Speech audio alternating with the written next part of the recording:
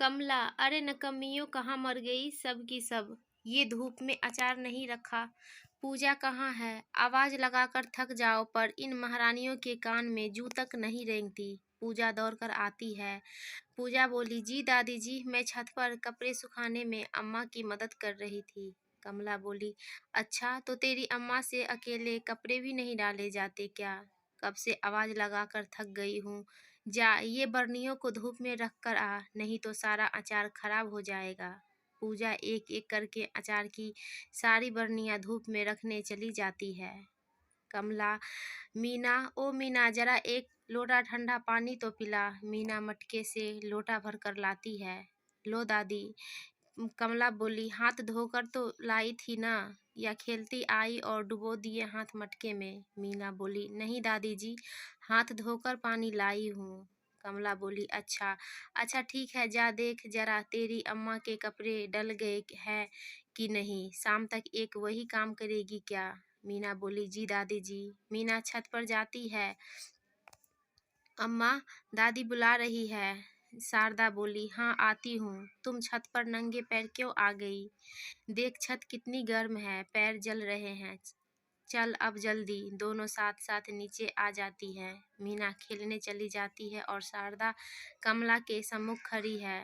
शारदा बोली, जी माँ जी, सूख गए। कमला बोली, सूख गए कपड़े इतनी देर एक काम में लगाएगी तो इतने सारे काम पड़े हैं, इसके लिए रात कर देगी। जा मसालों को पीस ले और ध्यान से बारीक पीसना, पिछली बार आधा मसाला मुझे पीसना पड़ा था। शारदा बोली, अम्मा अभी मिर्ची धनिया में नमी है तो उसको धूप में डाल दिए थे, थोड़ी धूप लग जाएगी तो बारीक पीस जाएगा। कमला बोली, हाँ ठीक है। अचानक आंगन के दरवाजे पर कमला की पड़ोसन कलावती की दस्तक हुई। कलावती बोली, अरे कमला बहन कहाँ गई, अंदर आ जाए क्या? कमला बोली, अरे आओ आओ बहन, कुर्सी की ओर इशारा करते हुए बोली, बैठो बैठो, बड़े दिन बाद दर्शन दिए हैं आज, कैसी हो?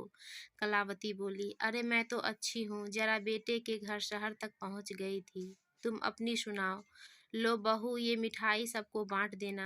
शारदा मिठाई का डब्बा लेती हुई रसोई में चली जाती है। कमला बोली, अरे किस खुशहाली में मिठाई बांट रही हो भला? कलावती बोली, अरे रवीश के घर बेटा हुआ है, इसी बात की खुशहाली है बहन। कमला बोली, अरे वाह, बधाई हो बहन, बधाई हो, भगवान ने तुम्हारी सुन ली।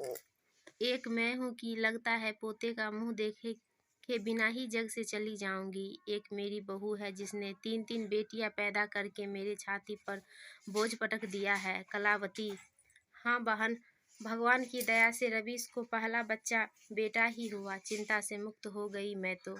कहीं लड़की हो जाती तो तुम्हारे जैसी हालत हो जाती मेरी भी। यशोदा बोली, पूजा जा दादाजी को बुला के ले आ। पूजा, जी अम्मा। कमला, हाँ बहन, अब अपने ही कर्मों का फल है जो भुगत रहे हैं। लो चाय नाश्ता लो। बरामदे में रामलाल का प्रवेश हुआ। बड़ी बड़ी मूछें, उनकी अवस्था अभी 54 के आसपास की होगी। रामलाल बोले, अरे नमस्ते बहन जी, नमस्ते। कुर्सी पर बैठते हुए कलावती बोली, नमस्ते भाई साहब।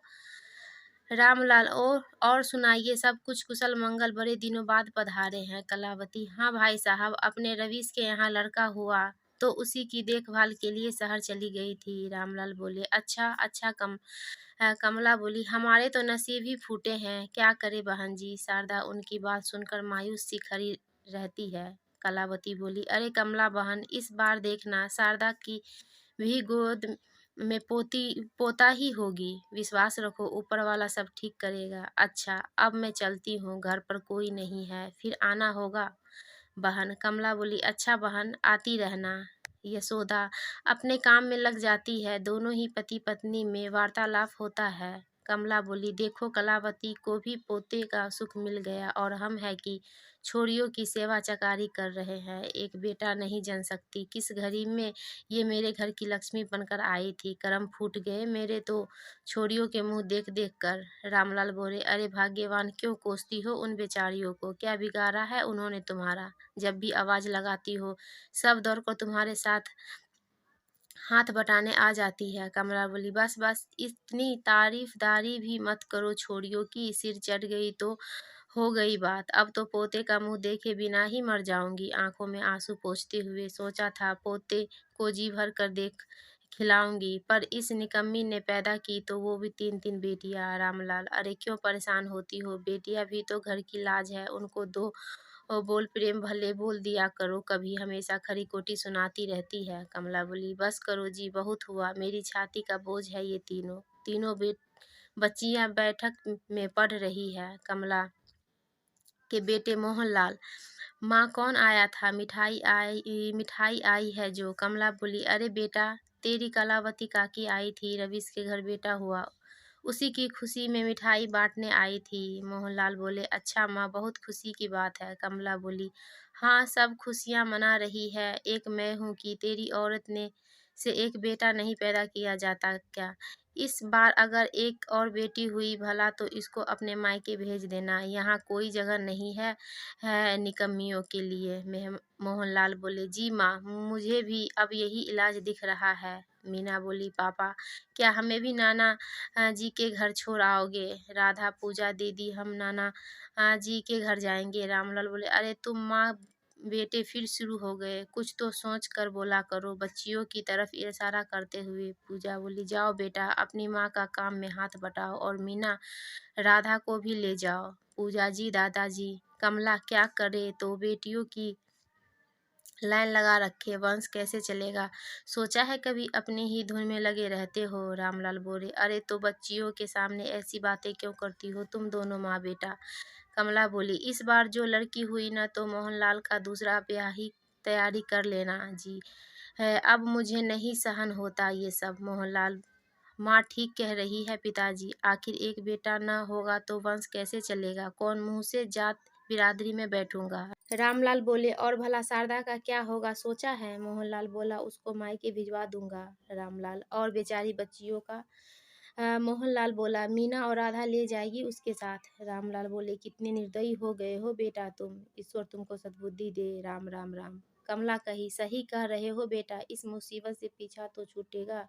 जा अब आराम कर, दिन भर का थका हारा है। तीनों बच्चियां एक साथ कमरे में बैठकर खेल रही है। मोहनलाल बोला, क्या कर रही हो तीनों की तीनों, तुम्हारी अम्मा कहाँ है। मीना, दीदी पापा भय से बोली। पूजा, अच्छा चलो अब बाद में खेलेंगे। राधा बोली, पापा, अम्मा रसोई में काम कर रही है। पापा, जब आप अम्मा को नाना जी के घर छोड़ आओगे तो मैं आपके साथ रहूंगी। मोहनलाल बोले, अच्छा क्यों।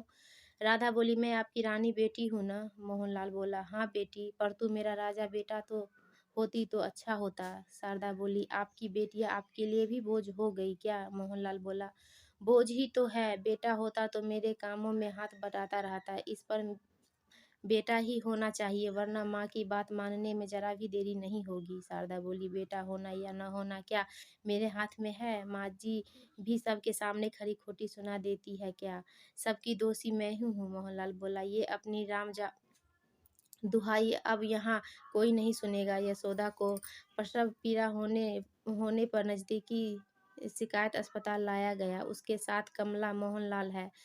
शारदा को प्रसव वार्ड में भर्ती कर लिया गया है, उसकी हालत बहुत नाजुक है, वह चौथी बार अपने बच्चे को जन्म देने वाली है। कमला बोली, हमारे ज़माने में प्रसव दाई माँ घर पर ही बिना किसी परेशानी के करा दिया करती थी, आज के ज़माने के ढोंग ही अलग है। मोहनलाल बोला, पता नहीं माँ, डॉक्टर मैडम क्या करे, बड़े ही गुस्से में लग रही है। प्रसव कक्ष से डॉक्टर नीता बाहर आती है। डॉक्टर नीता बोली, शारदा के साथ कौन है। मोहनलाल बोला, जी डॉक्टर मैडम, हम हैं। डॉक्टर नीता बोली, अच्छा आप लोग हो, अपने उनकी हालत कैसी देखी है, कितनी कमज़ोर है, शरीर में खून ही नहीं है, और ऐसे में डिलीवरी बिल्कुल भी ध्यान नहीं रखा आप लोगों ने।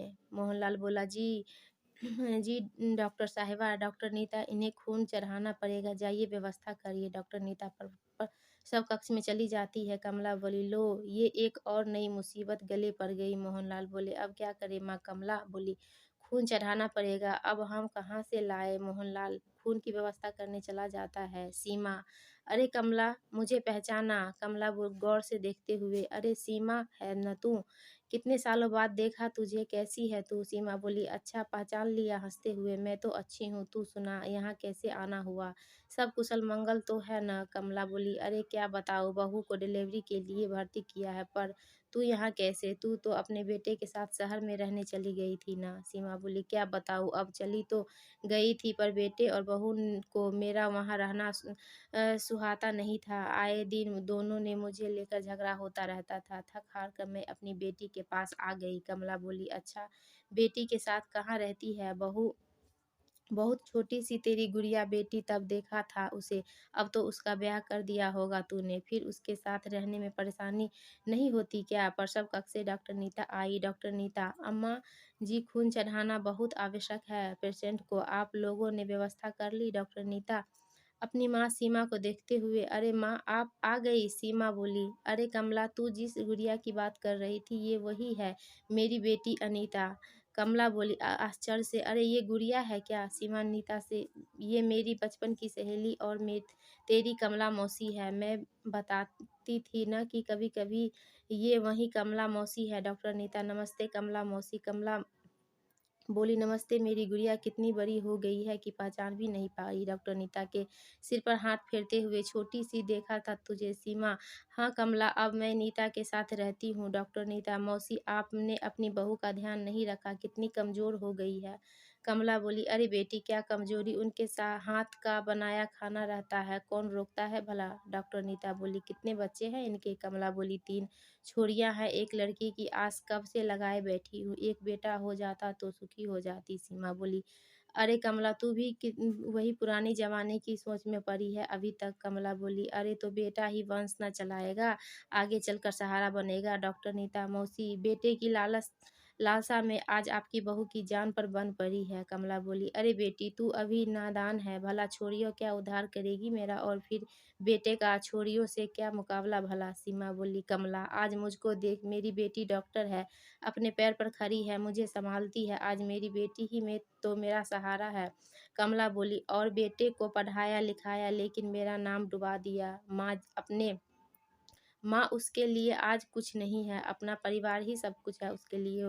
वो तो अच्छा हुआ मैंने उसके साथ अपनी बेटी को भी पढ़ाया, आज डॉक्टर बनकर मेरा नाम ऊंचा कर दिया। कमला बोली, अच्छा डॉक्टर नीता मौसी, आज बेटा और बेटी एक समान है, लड़कियां किसी भी क्षेत्र में लड़कों से पीछे नहीं है, डॉक्टर, इंजीनियर, वकील, शिक्षक, नर्स बनकर अपना और अपने परिवार का नाम रोशन कर रही है, यहाँ तक कि अब तो लड़कियां आसमान छू रही है, पायलट तक बन रही है, अंतरिक्ष वैज्ञानिक भी है। कमला बोली, अच्छा बेटी तू कहती है तो सच ही है, पर सीमा पर कुछ नहीं। कमला देख, आज नीता ही कितनी बड़ी डॉक्टर है, कल मैं तेरी पोतियों भी डॉक्टर, वकील, शिक्षक बनकर तेरा नाम रोशन करेगी। ये बेटा बेटी में भेदभाव करना छोड़ दे और खूब पढ़ा लिखा अपनी पोतियों को डॉक्टर। नीता, माँ सही कह रही है मौसी, अपने बेटे की चाह में अपनी बहू के स्वास्थ्य पर भी ध्यान नहीं दिया। सीमा बोली, मैं तो कहती हूँ कमला, अब बेटा हो या बेटी, बहू को बेटे के लिए परेशान न करना, हाँ अपने स्वार्थ के लिए उसकी क्यों बलि चढ़ाई जाए। कमला बोली, तुम सही कह रही हो सीमा, मैंने पोते की लालसा में अपनी बहू पर बड़ा जुल्म किया, आज उसकी इस हालत की जिम्मेदार मैं ही हूँ। बेटी नीता, अब मैं समझ गई हूँ, बेटे बेटी में भेदभाव करना गलत है। सीमा बोली, सही है कमला, अब मैं अभी अपनी पोतियों को खूब पढ़ाऊंगी और उनको तुम्हारी तरह अपने पैरों पर खड़ा करूंगी। मोहनलाल बोले, डॉक्टर मैडम, मैंने खून की व्यवस्था कर ली है। कमला बोली, अरे बेटा इसको पहचाना, ये गुड़िया है तेरी सीमा मौसी की बेटी नीता। मोहनलाल बोले, अच्छा, अरे गुड़िया बहन है क्या? सीमा की ओर देखकर, प्रणाम मौसी। सीमा, खुश रहो बेटा। डॉक्टर नीता मोहनलाल से खून की बोतल लेकर प्रसव कक्ष में चली जाती है। सीमा बोली, मोहनलाल अब बहू पर अत्याचार मत करना, जैसे बेटे घर का नाम रोशन करते हैं वैसे ही बेटियां भी पूरे परिवार का नाम रोशन करती है। मोहनलाल बोले, जी मौसी। कमला बोली, अच्छा हुआ सीमा तूने और गुड़िया ने मेरी आंखें खोल दी। लगभग 1 घंटे बाद डॉक्टर नीता प्रसव कक्ष से बाहर आती हैं। डॉक्टर नीता बोली, मुबारक हो मौसी, आपके घर लक्ष्मी आई है। कमला प्रसन्न होकर, अच्छा बेटी, बहुत खुशी की बात है, और मेरी बहू तो ठीक है ना, उसकी जान को कोई खतरा तो नहीं है ना? डॉक्टर नीता, हाँ वह ठीक है, कमज़ोर है, पर आप उसका ध्यान रखेंगी तो वो बहुत जल्द अच्छी हो जाएंगी। कमला बोली, हाँ बेटी, मैं पूरा ध्यान रखूंगी। नर्स बच्चे को लाकर कमला के हाथ में दे देती है। कमला बोली, बच्चे को हाथ में लेकर, आज मेरी रानी बेटी अपनी दादी की गोद में पढ़ लिख कर मेरी रानी बेटियां डॉक्टर बनेगी। मोहनलाल बोला, हाँ माँ, मैं भी अपनी बेटी को डॉक्टर बनाऊंगा। कमला बोली, हाँ बेटा, कमला और मोहनलाल की बात पर डॉक्टर नीता और सीमा मुस्कुराने लगी।